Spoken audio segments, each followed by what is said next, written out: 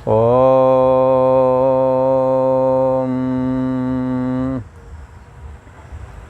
श्री योग वासिष्ठ के स्थिति प्रकरण में श्री वशिष्ठ जी महाराज बोले, हे राम जी, सतशास्त्र का विचार से सतशास्त्र के विचार से क्रम से बुद्धि में वैराग उपजता है।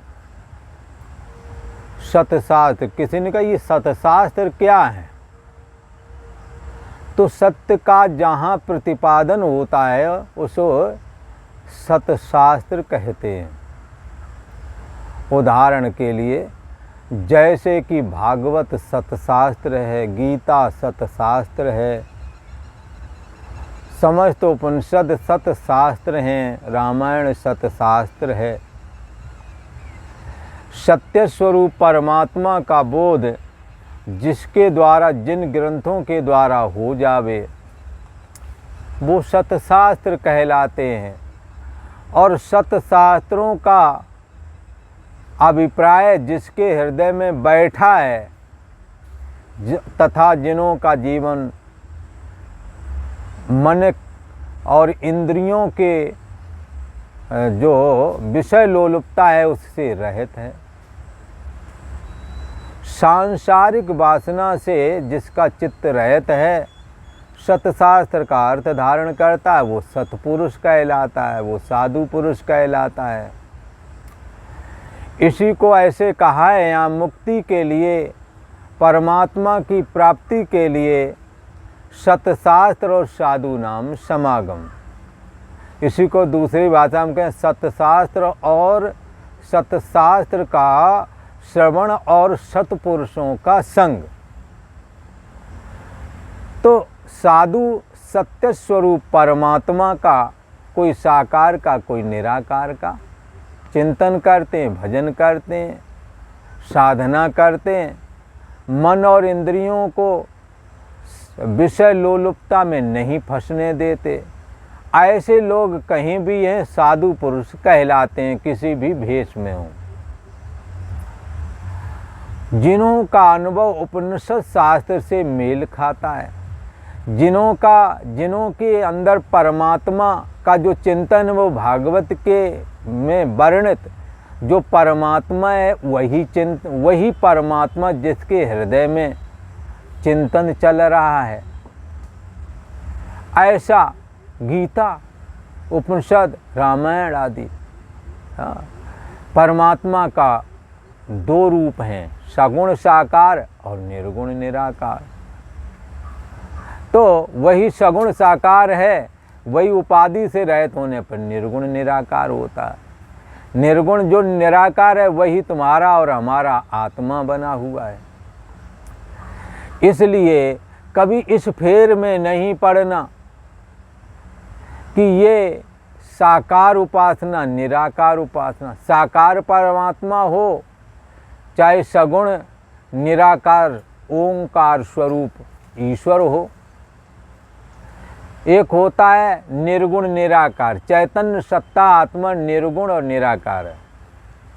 उसमें रूप रहित मूल प्रकृति जब उपस्थित हुई, उसमें जब परमात्मा का संयोग हुआ, अर्थात उसमें परमात्मा जब प्रतिबिंबित हुआ, जैसे आप शीशे में प्रतिबिंबित हो जाते हैं आपके चेहरे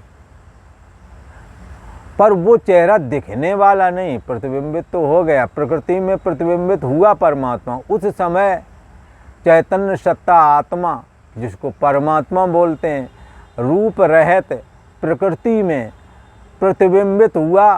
कैसा प्रतिबिंब था? रूप रहित ही प्रतिबिंब था। इस समय जो अहम होता है वो सगुण निराकार अहम कहलाता है और इसी का नाम तस्य वाचिका प्रणवा। यही ईश्वर है जो सबके हृदय देश में विद्यमान है। यही ओंकार स्वरूप परमेश्वर सगुण निराकार कहे जाते हैं। पातंजलि ने इनका पुकारू नाम तस्य वाचिका प्रणवा, वाचक मन वाचिका, वाणी से क्या पुकारोगे, इसका वाचिका क्या है, वाणी के द्वारा क्या बोलोगे इसे, तो कहेंगे ओम। तद जपा क्या करना है, इसका जप करना है और सोहम अस्मि, वो मैं ही हूँ, ऐसी भावना करनी है। क्यों ऐसी भावना करनी? क्योंकि वो है ही सब में समाया हुआ, बस उसी की तो खोज करनी है। इसलिए हम ही में रहकर हम ही से भगवन ये खोज कैसी करा रहे हो, जरा तो इतना बता दो भगवन, लगी ये कैसी लगा रहे हो। ये परम ब्रह्म परमात्मा हमारे अंदर ही बैठा हुआ है, परंतु हमारी मन और इंद्रियां जितने भी देखने सुनने चिंतन करने के साधन हैं, वो सबके सब कैसे हैं? बाहर की ओर हैं। इसलिए वहाँ कहते हैं परांच खान वितृणित स्वयंभू। स्वयंभू ब्रह्मा ने इंद्रियों का द्वार या मुख बाहर की ओर कर दिया, तस्मात् परांग पश्यति। इसलिए वो बाहर की ओर ही देखती हैं, अंदर की ओर देखने के लिए उनके पास कोई उपाय नहीं है। तो क्या करें? ना अंतरात्मनि, आत्मा को नहीं देखते, आत्म स्वरूप जो परमात्मा है उसको नहीं देखते हैं। यही परमात्मा मूल प्रकृति में निराकार, मूल प्रकृति में निराकार प्रतिबिंबित होता है, तब ओंकार सगुण निराकार परमात्मा एको हम कहलाता है, जिसको ओम कहते हैं, पुकारु नाम, वाणी वाला नाम। फिर यही ओंकार परमेश्वर अपने से सतोगुण प्रकट करता है, तो अपने को चार भुजा रूप विष्णु के रूप में प्रकट करता है, यही ओंकार। और अपने में से यही ओंकार जब रजोगुण प्रकट करता है तो चतुर्मुख ब्रह्मा होकर के दिखता है। और यही ओंकार रूप परमेश्वर जब अपने से तमोगुण प्रकट करते हैं तो ईश्वर का अभिमानी सदाशिव, पार्वती का भर्ता, बैल पर सवारी करने वाला, जिनकी पूजा शिवलिंग के द्वारा होती है, ये साक्षात तीनों ओंकार रूप ही हैं। और ओंकार क्या है? आत्म सत्ता, ब्रह्म सत्ता, चैतन्य सत्ता, जिसका कभी अभाव नहीं होता है उसको सत कहते हैं। ये आत्म सत्ता का कभी अभाव नहीं होता है। ये सगुण ओंकार से प्रकट होने वाले एक एक गुण वाले ईश्वर भगवान श्री हरि विष्णु एक गुण के ईश्वर हैं, शतो गुण। परंतु ऐसा कभी ना सोचना कि एक ही गुण के, गुण तो सबके सारे हैं इनों के अंदर। ओंकार के समस्त शक्तियाँ भगवान विष्णु में हैं, लेकिन ज़्यादातर शतो गुण वाली शक्तियाँ उन्हों के अंदर प्रकट हैं। अर्थात विष्णु भगवान चाहें तो सृष्टि संरचना भी कर सकते हैं, अर्थात रजोगुण भी विद्यमान है, और विष्णु भगवान संहार भी कर सकते हैं, इसलिए उन्होंने तमोगुण रूप रुद्रांश भी विद्यमान है। इसी प्रकार से श्री ब्रह्मा जी महाराज रजोगुण, उनके अंदर तीनों गुण का ओंकार रूप अहम विद्यमान है, और उन्हें लगता मैं ही ओंकार हूँ, मेरे से सृष्टि उदय हुई है, मैं ही उत्पत्ति करता हूँ। पर ऐसा नहीं समझना कि ब्रह्मा जी में पालन करने की शक्ति नहीं, आंशिक पालन करने की शक्ति सतोगुण भी विद्यमान है, आंशिक संहार करने की शक्ति तमोगुण भी विद्यमान है। इसलिए ब्रह्मा जी का ब्रह्मास्त्र सारी सृष्टि का संहार करने में भी समर्थ है। तो इसी प्रकार से तमोगुण में प्रकट होने वाले ओंकार रूप परमेश्वर साक्षात आत्मसत्ता रूप हैं, जो शिवजी के रूप में विद्यमान हैं, जिन्हों की पूजा समस्त लोकों में शिवलिंग के रूप में होती है। तो ऐसे सदाशिव के अंदर ऐसा नहीं समझना तमोगुण ही है, ये संहारक शक्ति ही रखते हैं, ये उत्पत्ति शक्ति भी रखते हैं ब्रह्मा जी वाली भी, और वो संहारक शक्ति तो इनकी अपनी मुख्य है, और पालना रूप शक्ति जो विष्णु वाली है वो भी सदाशिव में विद्यमान। परंतु शिव जी में ये आंशिक हैं तीनों चीज़ें, सब कुछ करने में समर्थ हैं शिव जी, इसलिए जगत के ईश्वर हैं। ब्रह्मा विष्णु रुद्र तीनों ही जगत के ईश्वर हैं, इसलिए तीनों में एक एक गुण की प्राथमिकता तो है, परंतु वो समस्त शक्तियाँ उनमें विद्यमान है जो ओंकार में हैं, तीनों वाली। इसलिए तीनों ही ओंकार के ही रूप बताए गए हैं। इसलिए तीनों को ऐसा अभिमान होता है। यदि ब्रह्म पुराण पढ़ोगे वो कहेंगे हमारी से सृष्टि होती है, क्योंकि वो अभिमानी वही है। चैतन्य सत्ता ही ओंकार रूप होकर के रजोगुण में प्रकट हुआ है, इसलिए वो भी बोलता है कि मैं सारी सृष्टि का करता हूँ। विष्णु पुराण अथवा भागवत पुराण देखोगे तो भगवान वासुदेव ही सब कुछ करने वाले हैं। रुद्र का शिव पुराण देखोगे तो शिव जी ही सब कुछ करते हैं। क्यों? क्योंकि वो ओंकार परमेश्वर ही सर्वरूप है, वही इनमें प्रकट है, इसलिए वही बोल रहा है। हमें आपको भ्रम हो जाता है, यार ये तो शिव जी ऐसा बोलते हैं, हमसे ब्रह्मा जी बोल रहे हैं, भगवान विष्णु बोल रहे हैं, किनसे माने, भ्रम पड़ जाता है। हमें भ्रमित नहीं होना है।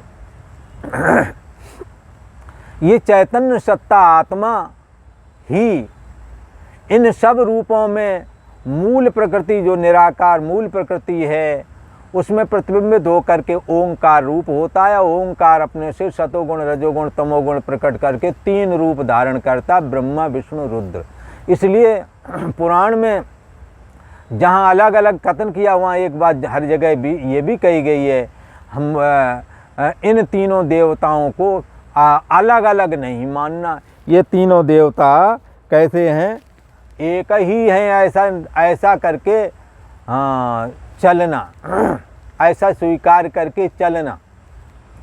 जब किसी को अभयता अथवा जैसे बड़े बड़े पद दिए जाते हैं, जैसे ध्रुव पद है, इंद्र पद है, कुबेर वरुण पद, तब ये तीनों देवता अब की सहमति ही होती है, क्योंकि तीनों ओंकार रूप परमात्मा ही होते हैं।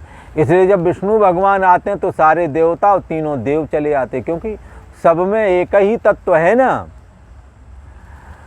जब ब्रह्मा जी श्री विश्वामित्र जी को ब्रह्म ऋषि बनाते हैं, तब सारे देवता तीनों देवता आते हैं, क्योंकि तीनों देवता एक ही हैं, अलग अलग नहीं। ये अलग अलग का भाव हमने बना रखा, हमारी बुद्धि की अज्ञानता है ना कि ये अलग अलग है। इसलिए एको देवा सर्वभूतेषु गुणा, एक ही देव है, सब में गुण छिपा हुआ है। हाँ, अंगुष्ठ मात्र पुरुषा अंतरात्मा सदा जनानाम हृदय सन्निविष्ट। हृदय रूपी गुहा में सबके अंदर वही बैठा हुआ है, इसलिए सबकी गठरी लाल है, कोई नहीं कंगाल, गांठ खोल देखत नहीं याबिद भय बेहाल। तो ये सतशास्त्र के द्वारा आपको समझ में आएगा। पर कैसे सतशास्त्र का यथार्थ ज्ञान रखने वाला, यदि कोई सत्पुरुष, कोई सज्जन पुरुष, कोई साधु पुरुष, कोई सन्यासी, कोई चिंतन करने हारा, जिसने कामनाएं और आसक्ति और फलाकांक्षा त्याग दी है, वो इस गुण रहस्य को समझ पाता है और लोगों को भी समझाने में समर्थ होता है। इसलिए तद विज्ञानार्थम, यदि इस पर चैतन्य सत्ता आत्मा को जानना है तो गुरुमेवाभिगच्छेत्, गुरु के ही शरण में जाएं। किसको? जो वेद का पारदर्शी है, ब्रह्म में निष्ठा वाला है। श्रोत्रियम ब्रह्मनिष्ठम, जो वेद का पारदर्शी, अर्थात हमारे खट दर्शन सब वेद के अनुरूप हैं। भागवत है, रामायण है, गीता है, ये सब वेद का ही सार हैं। इसलिए इनमें वर्ण जो ब्रह्म है उसमें निष्ठा वाला हो, अर्थात वो परमात्मा स्व से अभेद होकर के जानता हो, ऐसा साधु बड़ा दुर्लभ होता है। ऐसे साधुओं से सुनने को मिले तो निश्चय ही सारे भ्रम निकल जाते हैं। श्री वशिष्ठ जी महाराज कहते हैं, हे राम जी, सतशास्त्र के विचार करने से वैराग्य हो जाता है, संसार से विषय लोलुपता जाती रहती है और ये परम बोध हो जाता है कि सब में एक ही परमात्मा का नूर है। एक नूर से सब जग उपजे, कौन भले को मंदे, कौन भला कहें किसको गंदा कहें, सब एक ही परमात्मा से हुए हैं। मन ही गंदा और मन ही निर्मल होता है, आत्मा न गंदा होता न निर्मल होता है। आत्मा तो सदा नित्य मुक्त शुद्ध विशुद्ध है, ऐसा समझना चाहिए। जब ऐसा विचार बोध होता है तो कमल की नाई बुद्धि खिल जाती है। राम जी, हे राम जी, मन ने ही सब पदार्थ रचे हैं, जब उससे मिलकर तद्रूप हो जाता है, पदार्थों से मिलकर के तब ये असम्यक ज्ञान, अज्ञानता है, सांसारिक ज्ञान है, इस ज्ञान के द्वारा मुक्ति नहीं होती। जब सम्यक दृष्टि होती है राम जी, तब अज्ञानता का तत्काल नाश हो जाता है। जब भीतर बाहर दृश्य को त्याग करता है ये मन, और मन सत भाव में स्थित होता है, सोहमअस्मि, वो चैतन्य सत्ता आत्मा मैं ही हूँ, ऐसा जब धारण करता है, तब श्वासे, ये कैसे धारण करना, श्वासे अभिन्न होकर के जब धारण करता है तो क्या होता है, परम पद को प्राप्त हो जाता है। हे राम जी, ये दृष्टा दृश्य, दृष्टा और दृश्य जो स्पष्ट भासते हैं, देखने वाला और देखने में आने वाला दृश्य, ये सब मन की वजह से हैं, ये असत हैं। जन्म से पहले देह और जगत नहीं था, मरण के बाद नहीं रहता, वर्तमान काल में भी बदलता ही है, इसलिए इसको असत मान के चलना चाहिए। हे राम जी, दृष्टा और दृश्य जो स्पष्ट भाषित होते हैं वे असत हैं, उन असत के साथ तन्मय हो जाना ये मन का ही रूप है, ये असत पदार्थों के साथ तन्मय हो जाता है। जो पदार्थ राम जी आदि अंत में ना हो और मध्य में दिखाई पड़ता हो, उसे तुम असत ही समझना। जैसे ये बचपना जन्म से पहले नहीं था, जवानी आने के बाद में नहीं रहा, बीच में थोड़े समय के लिए दिखा, इसका मतलब वो नहीं था। इसी प्रकार जवानी पहले नहीं थी और वृद्धावस्था आ गई, अब बाद में नहीं, इसलिए अब भी नहीं, ऐसा ही मान के चलो। सो यह दृश्य आदि में नहीं उपजा और अंत में भी नहीं रहता, परमात्मा ही अंत में बचता है। मध्य में जो जगत भासता है ये असत रूप है। हे राम जी, अज्ञान से जिनको यह सत भाषित होता है उनको बाद में ये दुख ही देता है। आत्म भावना बिना दुख निवृत्त नहीं होता है राम जी। जब दृश्य में आत्मा की भावना होती है, अर्थात दृश्य है देह और जगत, जब दृश्य में मैं बुद्धि करते हैं, दृश्य रूप देह में जब मैं बुद्धि करते हैं, तब आत्म भावना जाती रहती है। आत्म भावना बगैर दुख निवृत्त नहीं होता। जब दृश्य में आत्म भावना होती है तब दृश्य भी मोक्षदायक हो जाता है। मैं और ये जगत सब ब्रह्म ही है, ब्रह्म को जानने वाला ब्रह्म ही हो जाता है। जब ऐसा धारण करता है तब ये ज्ञान मोक्षदायक हो जाता है। जल और तरंग, जल और है, तरंग और है, यह अज्ञानी का निश्चय है। जल और तरंग एक ही रूप है, यह ज्ञानी का निश्चय है। ऐसे ही आत्मा और जगत ये आत्मा में ही अभिव्यक्त हो रहा है। जल और तरंग जैसे एक ही रूप है, ज्ञानी का निश्चय है, ऐसे ही नाना रूप जगत अज्ञानी को भासता है आत्मसत्ता को ना जानने की वजह से। जब आत्मसत्ता को, इस दुर्लभ आत्मा को जान जाता है तब ज्ञानी का निश्चय, ये अज्ञानी भी जब ये अभ्यास करता है तो अज्ञानी का निश्चय भी ज्ञानी जैसा हो जाता है। नाना रूप जगत अज्ञानी को भासता है, इसलिए वह दुख पाता है और ये ग्रहण कर लूँ वो त्याग हो जाए, ऐसे ग्रहण त्याग की बुद्धि से ये भटकता रहता है। परंतु हे राम जी, ज्ञानी को तो सर्व आत्मा ही भासता है। आज इतना ही।